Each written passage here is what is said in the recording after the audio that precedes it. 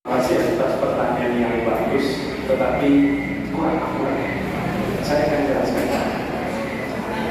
Ketika satu daerah mengatakan ditempatkan dengan COVID, ditempatkan COVID baik dan COVID harus saja. Karena dari COVID kami punya testing, karena sudah punya testing, maka tidak ada. Di Jakarta kami memasang alat pemantau polusi udara. Masalah polusi udara itu bersumber dari dalam kota Jakarta. Maka hari ini, besok, minggu depan konsisten selalu akan kotor. Tapi apa yang terjadi? Ada hari di mana kita bersih, ada hari di mana kita kotor. Ada masa minggu pagi, Jakarta sangat kotor. Apa yang terjadi? Polusi udara tak punya KTP, akhirnya tak ada KTP. Akhirnya itu beredar dari sana sini. Ketika kita ke Jakarta, maka Jakarta punya kotor karena ada polusi udara. Ketika akhirnya bergerak ke arah laut, ke arah Sumatera, ke arah laut, di sana tidak ada alat monitor, maka tidak muncul. Dan Jakarta pada saat itu ada mitos sangat polusi, ada sisi sangat tidak polusi. Nanti kalau perlu saya kirimkan gambar satelitnya kepada Bapak supaya Bapak bisa menyaksikan. Dan inilah mengapa kita mengambil langkah itu pakai ilmu pengetahuan, pakai data, dan menggunakan saintis sebagai terlibat. Kalau tidak pakai itu, maka akan ada langkah yang benar. Dan ini terus bagaimana pengendalian itu dikerjakan untuk dalam Jakarta. Jika saya terpilih presiden, maka yang luar Jakarta saya kendalikan juga, Pak. Terima kasih. Ya. Dan selanjutnya kami akan beri kesempatan bertanya yang tentunya akan diberikan kepada calon presiden nomor 3 bertanya ke calon presiden nomor 2. Waktu Bapak 1 menit dimulai dari sekarang. Izinkan saya harus membacakan hal pemilihan. Pak Prabowo tanggal nomor 2 saya pertanyaannya ada 12 kasus pelanggaran HAM berat yang sudah dikeluarkan mulai dari peristiwa 65, penembakan misterius, Taman Sari, penghilangan paksa sampai Walengan.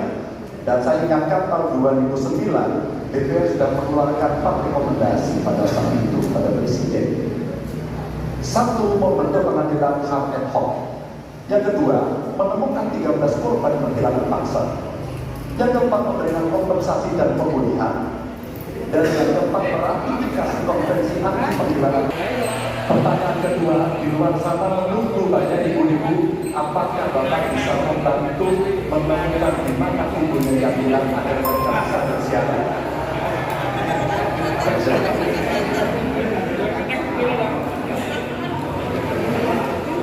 Waktunya berikan.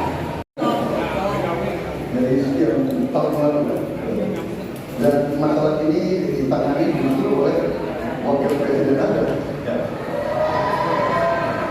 Ya. Jadi, apalagi mau ditanya kepada saya sudah menjawab berkali-kali ada yang kami digitalkan. Saya sudah jawab berkali-kali, dia sih kalau mulai saya naik, ditanya lagi oleh itu.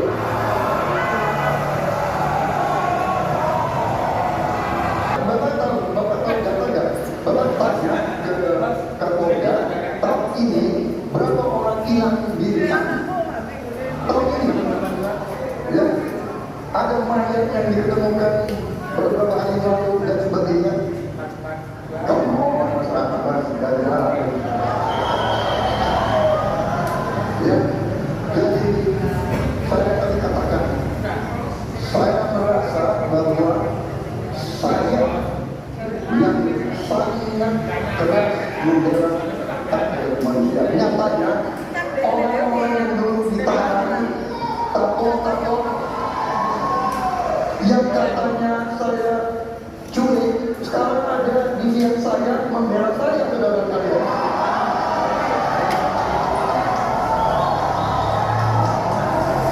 Jadi masalah jangan dipolitisasi, Mas Ganjar. Menurut saya, saya kira begitu jawaban saya. Masyarakat Bapak cukup baik. Dan selanjutnya kami persilakan kepada calon presiden nomor 3 untuk menanggapi jawaban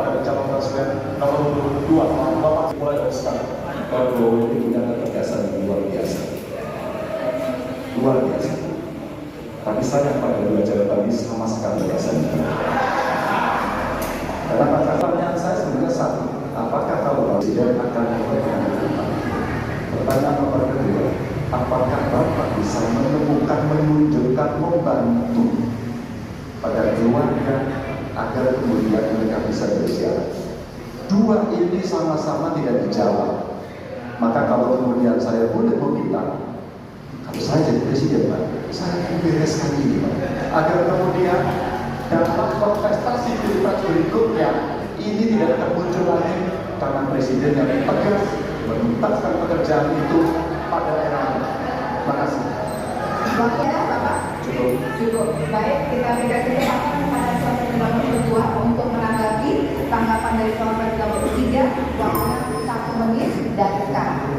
Rukun juga sudah tidak tegas. Saya tegas karena hak asasi manusia. Masalah yang Bapak tanyakan ada tendensius. Kenapa yang 13 orang hilang pada saat ini sampai bersaya? Itu tendensius, Pak. Itu tendensius.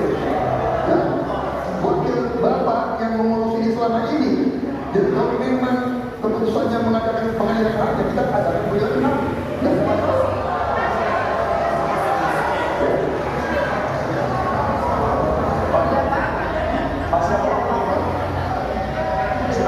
Namanya usaha.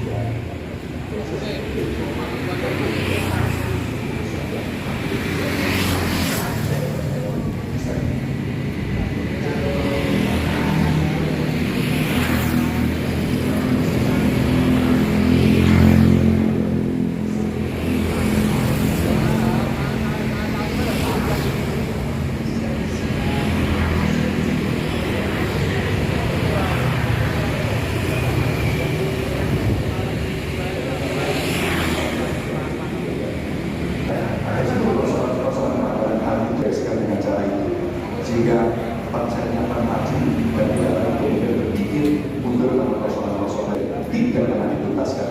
Kita harus tuntaskan.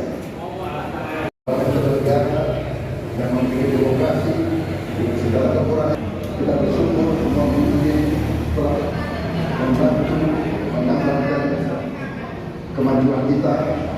Kita ingin lebih maju, kita ingin lebih baik, kita lebih adil.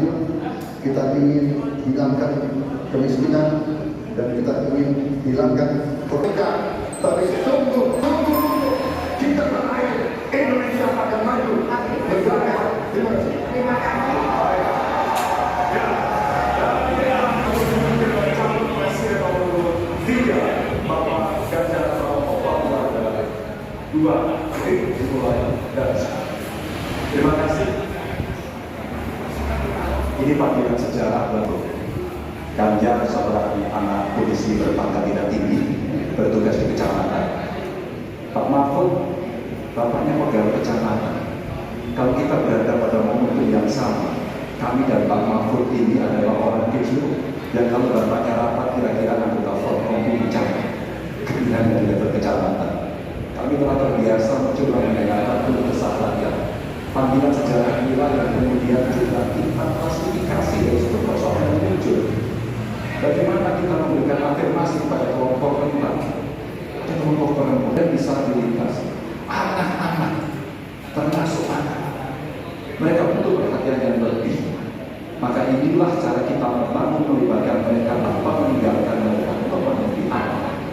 Yang kedua, bagaimana pemerintah betul-betul bisa melayani dengan memberikan pemahaman dari yang anti korupsi, yang menunjukkan integritas, yang menunjukkan layanan pemerintah yang mudah melacak sep. Kalau itu bisa kita lakukan, maka betapa bahagianya rakyat ini. Pemerintah itu pada malam hari ini dan bekal kita nanti untuk bagaimana memberikan masukan-masukan kepada masyarakat. Dari 5 sesi tadi tentunya kita juga sudah bisa menilai siapa yang lebih unggul, siapa yang lebih siap. siapa yang lebih punya materi yang lebih baik. Untuk penutup, mari kita nyanyi bersama. Pak Paulus, monggo Pak. Ya, mungkin bisa jelaskan Pak Heru terkait hasil debat pertama ini, pandangan Ketua TKD seperti apa? Pak, sorry, ya Pak Heru. Maaf, ya, gimana? Ya, jadi setelah kita mengikuti dari debat yang disampaikan oleh calon presiden, tiga calon presiden tadi, yang pertama Pak Ganjar itu lebih mempunyai visi dan misi yang lebih jelas. Kemudian dari debat tanya jawab juga cara menjawab, kemudian ekspresi, kemudian solusi itu Pak Ganjar lebih matang. Kemudian kalau Pak Prabowo masih ada emosi-emosi. Kalau menurut saya Pak Anies ini terlalu apa? Seperti di awang-awang. Sulit untuk diimplementasikan.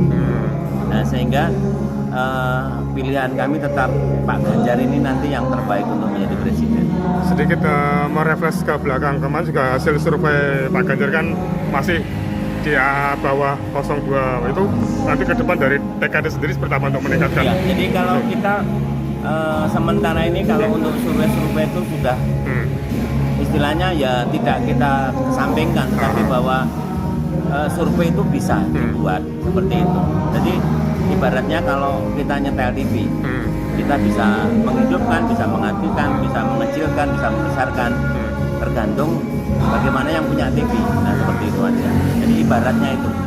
Sehingga kami sudah tidak istilahnya yang terpenting bahwa kami harus terjun ke seluruh masyarakat, bagaimana mengedukasi masyarakat, bagaimana agar masyarakat itu betul-betul paham apa yang mereka pilih nanti, terutama di